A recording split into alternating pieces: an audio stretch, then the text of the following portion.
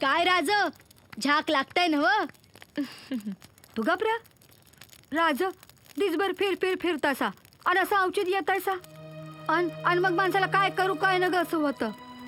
आता आता तुम्हाला माडगं वाढायचं म्हणजे जे रयत खाते तेच राजानं खाल्लं पाहिजे असं आऊसाहेब म्हणतात. तरी बी कसं वाढायचं? मग धोंडीबाला कसं वाढता? अहो लेकरू ते तुम्ही राज. आजपासून उलट, आम्ही लेकरू आणि हे राज. राज राजा देवा देवा इडा पिडा टळो आणि आमच्या शिवबाचं राजे हो. शिवबाचा राजा आलाच पाहिजे.